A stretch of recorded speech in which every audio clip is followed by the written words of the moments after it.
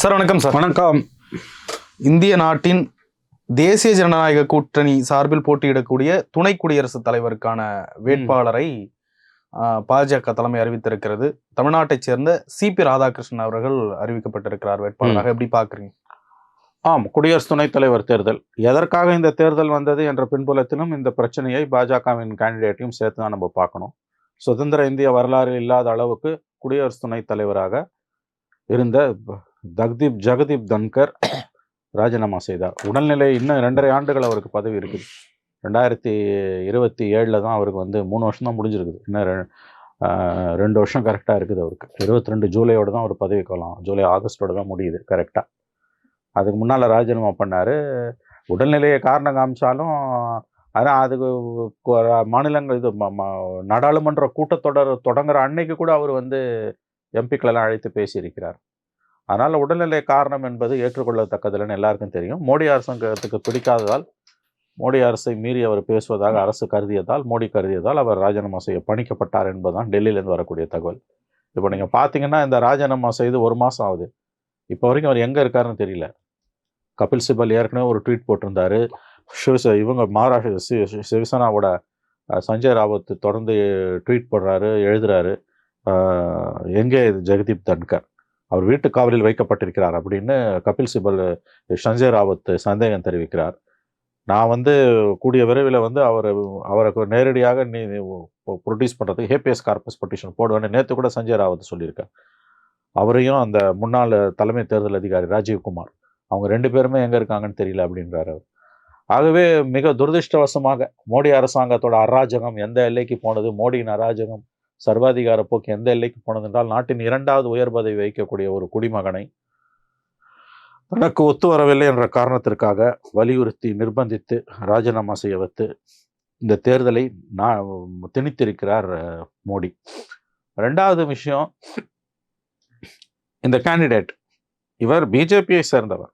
தமிழகத்தில் கோவை மாவட்டத்தை சேர்ந்தவர். 98, 99 2 தேர்தல்களிலும் வெற்றி பெற்று மக்களவை உறுப்பினராக ஆனவர். 98 பிப்ரவரியில் அதிமுக ஆதரவுலையும் கூட்டணியிலையும், 99 திமுக கூட்டணியிலையும் ஜெயிச்சு மக்களவைக்கு போனவர். 99 2வது முறையாக அவர் நின்ற பொழுது திமுக கூட்டணியில் பாஜக, பாமக, மதிமுக எல்லாம் நின்னாங்க. எதிரணியில் அதிமுக, காங்கிரஸ், சிபிஐ, சிபிஎம் நின்னாங்க. 2வது முறையாக இவர் தோற்கடித்தது இந்திய கம்யூனிஸ்ட் கட்சியை சேர்ந்த நல்லக்கண்ணுவை. நல்லக்கண்ணு என்ற அற்புதமான மனிதனை, அப்பழுக்கற்ற தலைவனை, சிபி ராதாகிருஷ்ணனை வைத்து தோற்கடித்த கட்சி திராவிட முன்னேற்ற கழகம். இதையும் நினைவில் வைத்து இன்றைய திமுகவின் பாஜக எதிர்ப்பை நாம் பார்க்க வேண்டும். ஆகவே சிபி ராதாகிருஷ்ணன் அதன் பிறகு 2 ஆண்டுகள் 98, 99, அதன் பிறகு 99, 2004 6 ஆண்டுகள் எம்பியாக இருந்தார். அதன் பிறகு தமிழ்நாடு பாஜக தலைவராக 3-4 ஆண்டுகள் இருந்தார். மோடி கவர்மெண்ட் வந்த பிறகு காயர் போர்டுன்னு சொல்லக்கூடிய அந்த சணல் ஏற்றுமதி நினைக்கிறேன் அதோட தலைவராகலாம் இருந்தார்.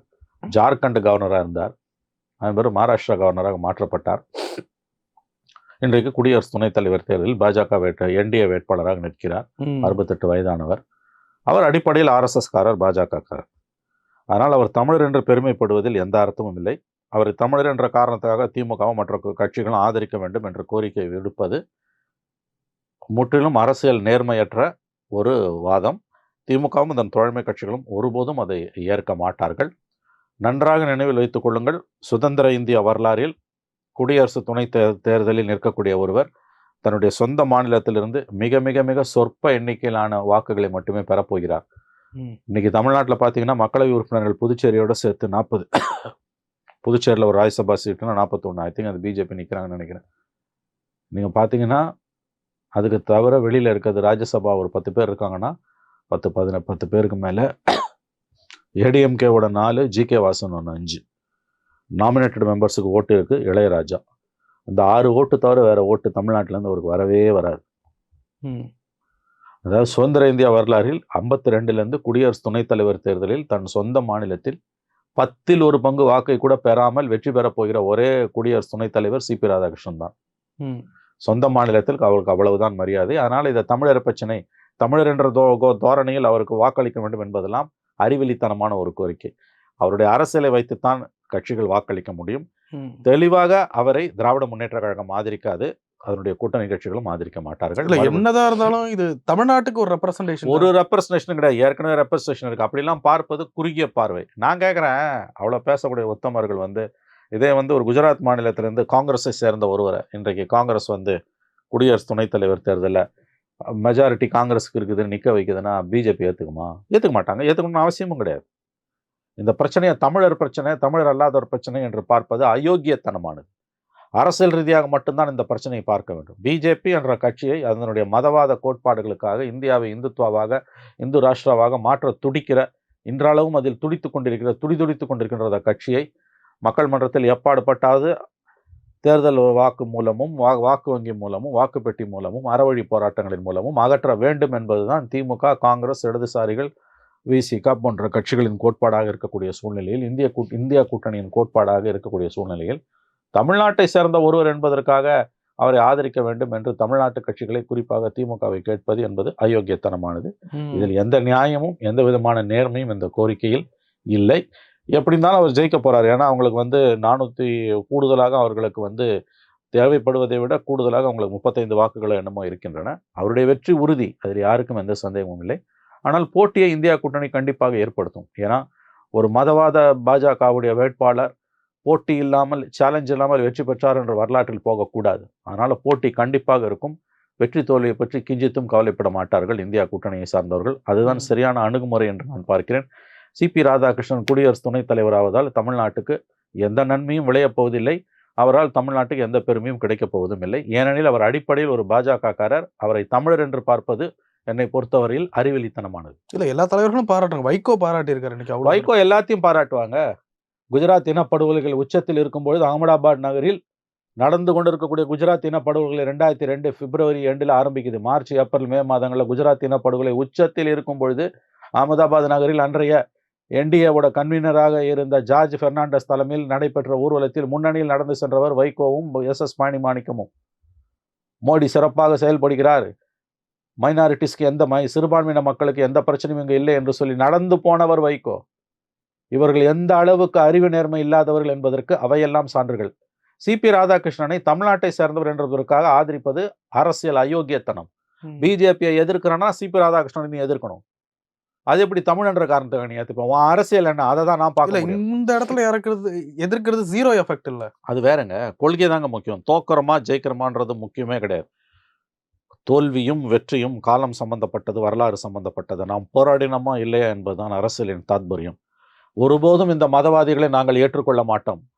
எங்களால் முடிந்த வரை நாங்கள் கடைசி மூச்சு இருக்க வரையில் இந்த RSS பிஜேபியை எதிர்த்து போராடுவோம் என்கின்ற அரசியல் தான் தெளிவான சித்தாந்த அரசியல். இதில் அவர் தமிழ்நாட்டை சேர்ந்தவர், மேற்கு வங்கத்தை சேர்ந்தவர், குஜராத்தை சேர்ந்தவர் என்று பார்ப்பதெல்லாம் அறிவெளித்தனமானது. இதுல ஆம்பிகுட்டிக்கு இடமே இல்லைங்க. இதுல என்ன வைகோ என்ன சொல்லியிருக்காரு? பாராட்டுகிறேன், ஓட்டு போடுவார். அவர் பையன் ஏற்கனவே பிஜேபிக்கு போக போறாரு. இதுல துரை வைகோ என்ன பண்ண போறான்னு பார்க்கணும். இதுல சில கருப்பு ஆடுகளை நாம் நன்றாக அடையாளம் கண்டு கொள்ளலாம். ஏற்கனவே அவர் மகன் வந்து மோடியோட நெருக்கமா இருக்காருன்றது எல்லாருக்கும் தெரியும். எந்த நேரமும் அவர் பிஜேபியோட போக போறாருன்னு தான் எதிர்பார்ப்பு இருக்குது. இப்போ இது ஒரு காரணமா வச்சு அவருடைய மகன் வந்து வாக்களிப்பார். ஒரு ஓட்டு இருக்குது. எம்பிஸ் மட்டும் திமுக கூட்டணியில இருக்காருல்ல, அதனால என்ன? இதை காரணமாக வைத்து அவர் அந்த பக்கம் நகரலாம், இல்லை தேர்தலை புறக்கணிக்கலாம். துரை வைகோ என்ன செய்ய போகிறார் என்பதை வைத்து வைகோவின் மதிமுகவின் எதிர்காலத்தை புரிந்து கொள்ளலாம். அது ஒரு சிறிய கட்சியாக இருந்தாலும். ஒன்று நேரடியாக வாக்களித்து அவர் அந்த பக்கம் இப்பயாவே வெளிப்படையாக போயிடலாம், இல்லை புறக்கணிச்சுட்டு தேர்தலையே புறக்கணிச்சுட்டு இருந்தால் அதுவும் பிஜேபிக்கு ஆதரவான நிலைப்பாடு தான். மூணாவதாக இந்தியா கூட்டணி துரை வைகோ ஆதரித்தால் மட்டும்தான் மதிமுக இங்கே இருக்க போகிறது என்ற அர்த்தம். இந்த தேர்தலில் மதிமுக எடுக்கக்கூடிய நிலைப்பாடு 26 அசம்பிளி எலெக்ஷன்ல திமுக கூட்டணியில் மதிமுக இருக்குமா இல்லையா என்பதை முடிவு செய்துவிடும். இந்த பாருங்க, இதுல வந்து சிபி ராதாகிருஷ்ணன் தமிழ்நாட்டை சார்ந்தவன்னு பாராட்டுறதெல்லாம் வந்து ரொம்ப ரொம்ப ரொம்ப அதாவது அருவருப்பானது. அதுல ஒண்ணுமே இல்லை. அப்படி அந்த இல்லன்னு சொல்றாங்க, தமிழ்நாட்டுக்கு ரெப்ரசன்டேஷன் கொடுக்கலன்றாங்க. ஏங்க, யார் ரெப்ரசன்டேஷன்றது முக்கியங்க. நீங்க இத பாருங்க, பாஜகன்றது அது இந்திய அரசியலமைப்பு சட்டத்துக்கு உட்பட்ட ஒரு கட்சி தானே. இல்லங்க, அதுல யாருக்கு தீண்டத்தகாத, நிச்சயமாக அது வந்து இடதுசாரிகள், காங்கிரஸ் இவர்களை பொறுத்தவரையில் தீண்டத்தகாத கட்சி தான். பொலிட்டிக்கல் அன்டச்சபிலிட்டின்றது வேற, பர்சனல் அன்டச்சபிலிட்டின்றது வேற. மக்கள் தேர்ந்தெடுத்தான்றதுக்காக நான் ஏத்துக்க முடியாது. நீ ஏன் நிலைப்பாட்டை கேட்குற? உலகமே ஓட்டு போட்டாலும் நான் உன்னை ஏத்துக்க மாட்டேன். அது ஒரு நிலைப்பாடு. புரியுதா நான் சொல்றது? இந்த உலகமே உன்னை ஏத்துக்கிட்டோம். 5 கோடி ஓட்டுல 4,99,999,999 ஓட்டு கூட உனக்கு வரட்டும். என் ஓட்டு உனக்கு வராது. இதுதான் தெளிவான அரசியல் நிலைப்பாடு. இதுல எப்படி சிபி ராதாகிருஷ்ணனை ஏத்துக்க முடியும் நம்ம? அப்படி ஏற்றுக்கொண்டால் இவர்களை விட அயோக்கியர்கள் யாரும் கிடையாது. அவர்கள் ஏற்றுக்கொள்ள மாட்டார்கள். இத பிஜேபி வந்து நல்லா அந்த இது காமிக்கிறோம், புளிப்பு காமிக்கிறதுவாங்கல்ல, அந்த மாதிரி வந்து இதை தமிழருக்கு நைட்ல இருந்து ஆரம்பிச்சிட்டானுங்க. இது தமிழர். ஏன்னா நீ தானே திமுக பிரிவினைவாதம் பேசுற கட்சின்னு. அப்புறம் எப்படி தமிழர்னு ஓட்டு போட முடியும்? இந்தியர்னு சொல்லி ஓட்டு கேள்றா. அது என்ன தமிழர்? இப்ப மட்டும் உனக்கு தமிழர் தேவைப்படுதா? அது எப்படி இப்ப மட்டும் நீ தமிழர்னு சொல்லிட்டு வருவ? நீ வந்து திமுக பிரிவினைவாதத்தை தூண்டக்கூடிய கட்சி, தனித்தமிழ்நாடு கேட்கிற கட்சிலாம் சொல்றல.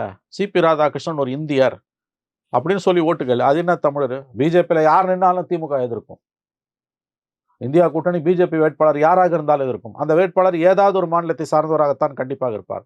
அந்த மாநிலத்தில் உள்ள இந்தியா கூட்டணி கட்சிகள் அவர் தங்கள் மாநிலத்தை சேர்ந்தவர்கள் என்பதற்காக ஒருபோதும் அவரை ஆதரிக்க மாட்டார்கள். இதுல இந்த தமிழ்நாட்டுல பிஜேபி எதிர்ப்பு உச்சத்துல இருக்கிறதால ஒரு தெருவில் இருக்க லேம்ப் போஸ்ட் கூட ஆன்டி மோடிங்க. அதனால வந்து நீங்க வந்து இன்னைக்கு தமிழ்நாட்டு மக்களை எப்படியாவது கவர்வதற்கு எல்லா விதமான தகுடு தத்தங்களையும் நரேந்திர மோடி செய்து கொண்டிருக்கிறார். அதுல மற்றும் ஒரு நாடகம் தான் சிபி ராதாகிருஷ்ணனை. இதுக்கு பின்னாடி அரசியல் இருக்கு. 100% அரசியல் இருக்கு. சிபி ராதாகிருஷ்ணன். ஆமா, இது தெரியலன்னா உங்களுக்கு அரசியல் இவ்வளவு நேரம் நீங்க பேசுனது எதுவுமே உங்களுக்கு தெரியாம பேசிருக்கீங்க, மேம்போக்கா பேசிருக்கீங்க. இத்தனை வருஷ காலமா ஒவ்வொரு சிபி ராதாகிருஷ்ணன் என்ற நபரை இன்றைக்கு குடியரசு துணைத் தலைவர் தேர்தலில் மோடி நிறுத்தி இருப்பது ஒரு கால்குலேட்டட் பாலிடிக்ஸ். தனக்கு எதிரான அந்த அக்னியை, தனக்கு எதிரான நெருப்பை, தனக்கு எதிரான நெருப்பு ஜுவாலையை எப்படியாவது அணைக்க பார்க்கிறார். அது எவ்வளவு முயன்றாலும் அடங்க மறுக்கிறது. 2014 1000 குறைகள் அந்த அம்மா மேல இருந்தாலும் ஜெயலலிதா மோடியா லேடியா என்று கேட்டு ஓட ஓட விரட்டினார். 2019 24 மிக அழகான கூட்டணியை உருவாக்கி ஸ்டாலின் பிஜேபியை காலுன்ற விடாமல் துரத்தி அடித்தார். எப்படியாவது இங்க தமிழ்நாட்டுல இதுவரைக்கும் இந்தியாவில் அவங்களுக்கு பிடிப்படாத மாநிலமா இருப்பது தமிழ்நாடு மட்டும்தான். ஆகவே எப்படியாவது தமிழ்நாட்டு மக்களை வென்றெடுத்து விட வேண்டும் என்று விதவிதமான நாடகங்களை பாஜக ஆடிக்கொண்டிருக்கிறது. அதில் ஒரு நாடகம் தான் சிபி ராதாகிருஷ்ணனை இன்றைக்கு வேட்பாளராக நிறுத்தியது. அவர் வெற்றி பெறப் போகிறார், அடுத்த குடியரசு துணைத் தலைவராக போகிறார். அதில் எல்லாம் எந்த சந்தேகமும் எவருக்கும் வேண்டாம். நம்பர்ஸ் அவங்க பக்கம் தான் இருக்குது. ஆனா இதை வந்து ஏதோ திமுகவுக்கு செக் வச்சுட்டாரு, திமுக கூகுளி, அதெல்லாம் ஒரு டேஷும் கிடையாது. கிஞ்சித்தும் இதனால் திமுகவுக்கு எந்த பாதிப்பும் எந்த சங்கடமும் கிடையாது. மக்கள் தெளிவாக இருக்கிறார்கள். திமுகவும் அதன் கூட்டணி கட்சிகளும் இந்தியா கூட்டணியும் தெளிவாக இருக்கிறது. அப்ப திமுக ஓட்டு போட்டாதான் அதுக்கு கெட்ட பேரு. சிபி ராதாகிருஷ்ணன் திமுக சிபி ராதாகிருஷ்ணனுக்கு ஓட்டு போட்டால் அதோடு திமுகவுக்கு கதை முடிகிறது. திமுகவின் அந்திம காலம் தொடங்குகிறது. இல்ல, பாஜக இப்படி ஒரு விமர்சனத்தை கிளப்புறாங்களே, தமிழனை திமுகவே ஆதரிக்கவில்லை அப்படின்ற ஒரு விமர்சனம் மக்கள் மத்தியில விதைக்கிறாங்க. மக்கள் மத்தியில் அது கிஞ்சித்தும் டேஷ் அளவு கூட எடுபடாது. இப்படிதான் அப்துல் கலாமுக்கு செஞ்சாங்க. இது ரொம்ப கீழ்த்தரமான அரசியல். திரும்ப நான் சொல்றேன், திமுக ஒரு பக்கம் இந்த முரண்பாடை பாருங்க. இதாவது குறைஞ்சபட்ச அறிவு நேர்மை கூட பிஜேபிக்கு இல்லைன்றதுக்கு இதுதான் உதாரணம். ஒரு பக்கம் திமுக பிரிவினைவாத கட்சி, தமிழன் சொல்லி இந்தியாவை கூறு போட பாக்குதுன்ற கட்சி. இன்னொரு பக்கம் சிபி ராதாகிருஷ்ணன் ஆதரிக்கிறனா நீ தமிழனே இல்லைன்ற கட்சி. அதாவது இதை விட ஒரு அயோக்கியத்தனமான வாதம் வேற எதுவுமே இருக்க முடியாது. இதை விட ஒரு சுய முரண்பாடு எதுவுமே இருக்க முடியாது. ஒரு டேஷ் அளவு கூட இது திமுகவை பாதிக்காது நான் சொல்றேன். ஏன்னா மக்கள் இந்த விஷயத்துல திமுக பக்கமும் அதன் கூட்டணி கட்சிகளின் பக்கம் இருக்காங்க. திமுக கவர்மெண்ட்ல 1000 பிரச்சனை இருக்கு, அதெல்லாம் வேற விஷயம். இந்த அரசின் மீது 1000 விமர்சனங்கள் நமக்கு உண்டு. இந்த அரசு அடுத்த தேர்தலில் தோற்கடிக்கப்படக்கூட செய்யலாம், ஸ்டாலின் தோத்து வீட்டு கூட போகலாம், அதெல்லாம் வேற விஷயம். ஆனால் அவர்களுடைய மதச்சார்பின்மையில், அவர்களுடைய ஆன்டி பிஜேபி ஸ்டாண்டில் எல்லளவும் சந்தேகம் வேண்டாம். அதில் தெளிவாக ஸ்டாலின் இருக்காரு, பிஜேபி இது திமுக இருக்குது, திமுகவோட தோழமை கட்சிகள் இருக்குது. நீங்கள் கேட்ட கேள்விக்கான பதில், ஒருவேளை சிபி ராதாகிருஷ்ணன் அவர்கள் போட மாட்டார்கள். ஒருவேளை சிபி ராதாகிருஷ்ணனை திமுக ஆதரித்தால் திமுகவின் அந்திம காலம் தொடங்குகிறது என்ற அர்த்தம். 26 தேர்தலில் அவர்கள் கற்பனை கட்டாத அளவுக்கு படுதோல்வியை சந்திப்பார்கள். ஒருபோதும் அந்த வரலாற்று பிழையை 99 பிஜேபியை ஆதரித்து 6 ஓட்டை போட்டு அப்படியும் வாஜ்பாய் கவர்மெண்ட் கவுந்ததில் ஒரு ஓட்டில், அந்த தவறை இந்த முறை சிபி ராதாகிருஷ்ணன் விவகாரத்தில், நாளைக்கு வேற சிபி ராதாகிருஷ்ணன் விவகாரத்தில் ஸ்டாலின் செய்ய மாட்டார். திரும்பவும் நான் சொல்றேன், தேர்தல் முடிவுகளுக்கு பிறகு திமுக பாஜக கூட்டணி எப்படி இருக்கும் அது வேற சப்ஜெக்ட். அதுல நான் இந்த அளவு உறுதி கொடுக்க மாட்டேன். சிபி ராதாகிருஷ்ணன் விவகாரத்தில் திமுக சத்தியமாக சிபி ராதாகிருஷ்ணனை ஆதரித்து வாக்களிக்காது. தமிழ்நாட்டில் உள்ள எம்பிக்களில் 90% எம்பிக்கள், அந்த யாரு, அந்த 4 ஏடிஎம்கே, ஒரு ஜி.கே. வாசன், ஒரு இளையராஜா நாமினேட்டட், இவங்களை தவிர வேற யாரும் தமிழ்நாட்டிலேருந்து போகக்கூடிய ஐ திங்க் ஒரு 53-54 எம்பிஸ் இருக்காங்க, அவர்கள் வாக்களிக்க மாட்டார்கள். ஸோ 1/10 ஆஃப் த ஓட்ஸ், தன்னுடைய சொந்த மாநிலத்தில் 10ல் 1 பங்கு வாக்கைத்தான் சிபி ராதாகிருஷ்ணன் வாங்க போகிறார். ஒரு விதத்தில் இது ஒரு அவலமானது. சுதந்திர இந்திய வரலாறுல குடியரசு துணைத் தலைவராக வெற்றி பெறப் போகிறவர் தன் சொந்த மாநிலத்தில் 10ல் 1 பங்கு வாக்கைத்தான் வாங்கினார். சொந்த மாநிலத்தில் அவருடைய செல்வாக்கு என்பது செல்லா காசு என்பது மீண்டும் ஒரு முறை தமிழ்நாட்டில் நிரூபிக்கப்படும். தெளிவாக இருங்கள், இதில் எந்த குழப்பத்திற்கும் உங்களுக்கு இடம் வேண்டாம். திருச்சி சிவாவை நிறுத்த இந்தியா கூட்டணி திட்டமிடுவதாக சொல்றாங்க. ஒரு தமிழரை எதிராக நிறுத்தலாம் அப்படின்னு சொல்லிட்டு. இதெல்லாம் எனக்கு தெரியாதுங்க. இதுக்கெல்லாம் எந்த அர்த்தமும் கிடையாது. அது திருச்சி சிவாவோ XYZோ அல்லது வந்து வேற, நீங்க கூட நம்ம பேசிட்டு இருக்கும்போது சொன்னீங்க, நீங்க தான் மயில்சாமி அண்ணாதுரை, நீங்க இம்மெட்டீரியல், அதெல்லாம் பெரிஃபரல் இஷ்யூஸ், அதெல்லாம் நான் பேச விரும்பல. தேவையில்லாத விஷயங்கள். எங்கே இருந்தால் யாராவது ஒருத்தர் நிறுத்திட்டு போட்டோம். ஆனால் கண்டெஸ்ட் நடக்கும், அதுல சந்தேகம். நீ சும்மா தமிழ்னு கார்டு எடுத்தீங்கன்னா இந்த கார்டை எடுத்து போடுவாங்க. ஒருவேளை இந்தியா பிஜேபியோட நேர்மை எந்த அளவுக்குன்றது, ஒடிசால போய் பாண்டியன்ற IAS அதிகாரி அவர் தான் எல்லாத்தையும் எடுத்துட்டு தமிழ்நாட்டுக்கு ஒரு தமிழன் உங்களை ஆளலாமான்னு ஒடிசால பேசின வாய் தாங்க பிஜேபி வாய். இது எவ்வளவு பெரிய வார்த்தை. ஒரு இந்தியன் எந்த மாநிலத்தில் யார் வேண்டுமானாலும் ஆளலான்னு சொல்லணும்ல, நீ தானே சொல்றத. திமுகவை பிரிவினவாத கட்சின்னு சொல்லக்கூடிய உன் வாய் தான் ஒடிசால வந்து பாண்டியன்ற IAS அதிகாரி அந்த இதுல வந்து பூரி ஜெகநாதர் டெம்பிள்ல வந்து கருவூலத்தை பூட்டி சாவி எடுத்துன்னு போட்டாரு. உங்க சொத்தெல்லாம் தமிழ்நாட்டில் இருக்குதுன்னு பேசின வாய் தானே இது. பாண்டியன் ஒரு தமிழர் உங்களை ஆளலாமான்னு கேட்டாரா இல்லையா அமித்ஷா போய்? அப்புறம் இங்க வந்துட்டு தமிழர்னு பேசுற. இது அதாவது இவர்களை விட கற்பனை கேட்ட முடியாத அளவுக்கு இவர்களை விட அரசியலில் அறிவுறுப்பானவர்கள் யாரும் கிடையாது. அதனால இந்த சிபி ராதாகிருஷ்ணன் விஷயம்லாம் இதெல்லாம் எடுத்துன்னு வந்துட்டு அதாவது வந்து சும்மா நாடகம் ஆடுறது, இதெல்லாம் அப்படியே நான் தமிழ் யாரோட மாநில உரிமை பற்றிய தங்களுடைய உணர்வையும் யாருக்கும் நிரூபிக்க வேண்டிய அவசியம் தமிழ்நாட்டில் யாருக்கும் கிடையாது. இதெல்லாம் வந்து எப்படின்னு கேட்டிங்கன்னா, அதாவது இந்த விஷயத்தை வச்சு திமுகவை இவங்க ஏதோ மடக்கிடலான்ற மாதிரிலாம் பார்க்குறாங்க. ஒரு டேஷும் ஆகாது. நான் ஏதோ கடுமையாக பேசுவதாக எவரும் நினைக்க வேண்டாம். எனக்கு அருவருப்பாக இருக்குது நேற்று இரவுலேருந்து பார்க்கும்போது. இது இல்லை, அப்போ is a BJP candidate sir. அதில் XYZ யாராக இருந்தாலும் பிஜேபியை கொள்கை ரீதியாக எதிர்க்கக்கூடிய ஒரு கட்சி முழுவதுமாக அதை எதிர்க்கும். இந்த தமிழன், தெலுங்கு, கன்னட இந்த நாடகத்தெல்லாம் கொண்டு வந்து இங்கே ஆடாதீங்க. அவற்றுக்கெல்லாம் எந்த மதிப்பும் எந்த விதமான ஒரு சிறிய அளவிலான ஒரு இம்பாக்ட் கூட தமிழ்நாட்டில் இருக்காது. எழுதி வைத்துக் கொள்ளுங்கள். ஆனால் அதை முயற்சி பண்ணும் பிஜேபி. இல்லை, அந்த கேண்டிடேட்டே வந்து தமிழ்நாட்டுக்குள்ள தனக்கு எதிரான உணர்வை மட்டுப்படுத்துவதற்காக மோடி நடத்தக்கூடிய மற்றும் ஒரு நாடகம். அது எந்த விதத்திலையும் இதற்கு முன்பு எடுத்த அத்தனை முயற்சிகளிலும் மோடி தோற்றது போல் இதிலும் தோற்பார். கேண்டிடேட் ஜெயிச்சிருவாரு, நான் அதை சொல்லலை. சிபி ராதாகிருஷ்ணன் வெற்றி பெற்று குடியரசு துணைத் தலைவராக போவது உறுதி. ஆனால் இதன் மூலம் தமிழ்நாட்டை கவர்ந்து விடலாம், தமிழ்நாட்டில் தனக்கு எதிரான எதிர்ப்புணர்வை மட்டுப்படுத்தி விடலாம் என்று கனவு காண்கிறார்கள் பாருங்கள் பாஜகவினர். அது ஒருபோதும் நிறைவேறாது. இல்ல, அப்ப பிஜேபி எப்படிதான் தமிழ்நாட்டு மீது இருக்கிற அன்பை காட்டுறது? ஏதாவது கொடுத்தாலும் விமர்சிக்கிறாங்க. பிஜேபிக்கு முதல்ல தமிழ்நாட்டு மேல அன்பே இல்லைங்க. அன்பு இருந்திருந்தா அதை காட்ட வேண்டிய அவசியம் இல்லை. உண்மையான அன்பு வெளிப்படும். அது வெளிப்பட்டிருக்க இல்லையா? இது உண்மையான அன்பு இல்லையா? என் மொழிக்கு, என்னோட இனத்துக்கு, என்னுடைய மாநிலத்துக்கு, எல்லா மாநிலத்துக்கும் பிஜேபி துரோகம் செய்யுது. அதை ஞாபகம் வச்சுக்கோங்க. தமிழ்நாட்டுக்கு மட்டும் இல்லை, மாநில உரிமைகளை பறிக்கிறது, எல்லா மாநிலங்கள் உரிமைகள் மீதும் காலின் மீது போட்டு மிதிக்கிறது என்பது உண்மை. அதனால பிஜேபி வந்து அன்பை காட்டுது, டேஷை காட்டுலாம் பேசாதீங்க. அதெல்லாம் வந்து ரொம்ப ரொம்ப உண்மைக்கு மாறான தகவல்கள். என்ன, அவர் ஜெயிக்க போறாரு, அவ்வளவுதான். அதை வச்சுட்டு வரும் நாட்கள்ல அவங்களுக்கு ஒரு பெரிய கிராண்ட் கேம் பிளான் இருக்குது. அதை வச்சுட்டு ஆடுவாங்க. வரும் நாட்கள்ல வந்து அவரை முன்னிறுத்துவாங்க. ஏன் சிபி ராதாகிருஷ்ணன் வந்து அதிகமாக தமிழ்நாட்டுக்கு வருவார், அரசு நிகழ்ச்சிகள் என்ற போர்வையில் தன்னுடைய இருப்பை அவர் வெளிக்காட்டுவார். அதெல்லாம் நடக்கும். நாளைக்கு குடியரசுத் தலைவராக கூட வரலாம். அவர் யாரு கண்டா? அவர் 27 வரக்கூடிய குடியரசுத் தலைவர் தேர்தலில் தமிழ்நாட்டில் வெற்றி கொள்வதற்காக மோடி அவர்கள் அவர் 27 வைஸ் பிரசிடென்ட்லேருந்து பிரசிடெண்ட்டாக கூட மாற்றுவார். மோடிக்கு பிடிச்சி போச்சுன்னா. இல்லை பிடிக்கலன்னா தன்கர் கதை கூட அவருக்கு நடக்கலாம். தன்கர் கதை நடப்பதற்கு வாய்ப்பு குறைவு. ஏன்னா தன்கர் மிகவும் விவரம் அறிந்தவர், படித்தவர், உச்சநீதிமன்ற நீதிபதி வழக்கறிஞராக இருந்தவர். ஸோ அதெல்லாம் சிபி ராதாகிருஷ்ணன் விஷயத்தில் நடப்பதற்கு வாய்ப்பு இல்லை. மோடிக்கு இன்னமும் பிடித்து போனால் 27 வரக்கூடிய குடியரசுத் தலைவர் தேர்தலில் ஒரு குடியரசுத் தலைவராக கூட வருவார், தமிழ்நாட்டை எப்படியாவது இன்னமும் கவருவதற்கு.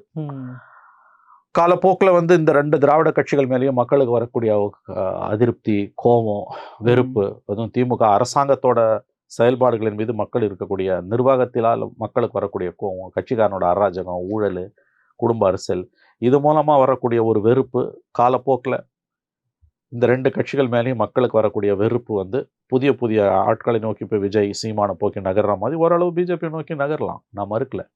பட் அதெல்லாம் அடுத்த 5 ஆண்டுகளில் 10 ஆண்டுகளில் நடக்கக்கூடியது. இப்போதைக்கு ஒன்றும் நடக்காது. சிபிஆர் விஷயத்தில் திமுக அரசியல் ரீதியாக தான் ஸ்டாண்ட் எடுக்கும்.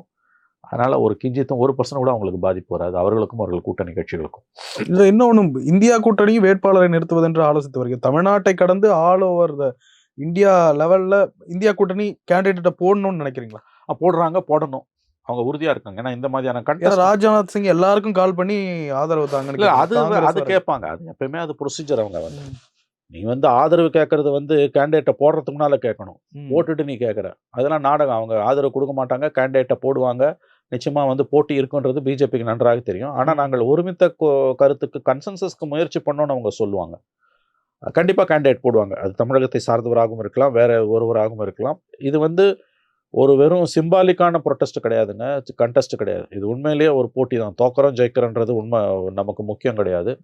இந்தியாவை சர்வநாசம் செய்து கொண்டு இருக்கக்கூடிய பாஜகவோட ஒரு கேண்டிடேட்டை இந்தியாவின் உச்சபட்ச 2வது பதவிக்கு போட்டி இல்லாமல் தேர்ந்தெடுக்க இந்திய ஜனநாயகம் அனுமதித்தது என்ற அவப்பெயர் வரக்கூடாது என்று எதிர்க்கட்சிகள் உறுதியாக இருக்கின்றன. அதனால் போட்டி உறுதி. வெற்றியும் தோல்வியும் காலம் சம்பந்தப்பட்டது, வரலாறு சம்பந்தப்பட்டது. ஒரு தமிழர் என்கின்ற காரணத்தால் சிபி ராதாகிருஷ்ணன் குடியரசு துணைத் தலைவராவதில் தமிழ்நாட்டுக்கு எந்த பெருமையும் கிடையாது. அவர் அடிப்படையில் ஒரு பாஜகக்காரர். இதை மட்டும் நிலையில் வைத்துக்கொண்டு இந்த விஷயத்தை பாருங்கள். ஒருவேளை சிபி ராதாகிருஷ்ணன் இல்லாம அல்லது பாஜகவை சார்ந்தவர் இல்லாம வேறு ஒரு நபரை போட்டிருந்தால் மனப்பூர்வமாக ஆதரித்திருக்கலாம். அது யாருன்னா எதிர்க்கட்சிகளோட சம்மதத்தோட கன்சென்சஸா நீங்க போட்டிருந்தீங்கன்னா ஆதரிச்சிருக்கலாம். குடியரசுத் தலைவர் தேர்தலில் 97 KR நாராயணன் அப்படிதான் வந்து காங்கிரஸ் அன்றைய ஐக்கிய குஜரால் தேவகவுடா கவர்மெண்ட்ல அன்னைக்கு வந்து காங்கிரஸ் முன்மொழியும் பொழுது வாஜ்பாயும் சேர்ந்து தான் ஆதரித்தார், பிஜேபியும் சேர்ந்து தான் ஆதரித்தது. அதே மாதிரி 2002 அப்துல் கலாமை அன்றைய வாஜ்பாய் அரசும் சோனியா காந்தியும் காங்கிரஸும் சேர்ந்து தான் ஆதரிச்சாங்க. அந்த மாதிரி ஒரு கன்சென்சஸ் கேண்டிடேட்டை உருவாக்கி இருக்கணும். அந்த கன்சென்சஸ்ன்ற வார்த்தைக்கும் மோடியோட ஜாதகத்துக்கும் எந்த சம்மந்தமும் கிடையாது. நான் வச்சதை சட்டம், சொன்னதை செஞ்சுட்டு போன்றாரு. இதுவரையில் ஒருமித்த கருத்தை எட்டுவதற்கு கிஞ்சித்தும் முயற்சிக்காத மோடி சிபி ராதாகிருஷ்ணன் விஷயத்தை மட்டும் மாறி எப்படி நடந்து கொள்வார்? ஆகவே ஒருமித்த கருத்து என்பது வேட்பாளரை தேர்ந்தெடுப்பதற்கு முன்பு முடிவு செய்யப்பட்டிருக்க வேண்டும். முடிவு செஞ்ச பிறகு ஃபோன் பண்ணி நீ வா நீ வா நீ வான்னு கேட்பது வந்து அது நாடகம் என்பது ராஜ்நாத் சிங்குக்கும் தெரியும், XYZக்கும் தெரியும், மற்றவங்களுக்கும் தெரியும். போட்டி கண்டிப்பாக இருக்கும். அதுதான் உண்மையிலேயே இந்திய ஜனநாயகத்துக்கு நல்லது. ஏனெனில் இந்தியாவின் அரசியலமைப்பு சாசனத்துக்கும் இந்தியாவின் இருப்புக்குமே இதுவரையில் இல்லாத அளவுக்கு ஒரு பேராபத்து நம்மை சூழ்ந்திருக்கும் பொழுது கண்டிப்பாக சொல்லுகிறேன், சிபி ராதாகிருஷ்ணனுடைய அந்த தேர்வு என்பது போட்டியின்றி போகக்கூடாது. உறுதியாக அவருக்கு எதிராக ஒரு கேண்டிடேட்டை இந்தியா கூட்டணி நிறுத்த வேண்டும். அது நிறுத்தும் என்று நான் நம்புகிறேன்.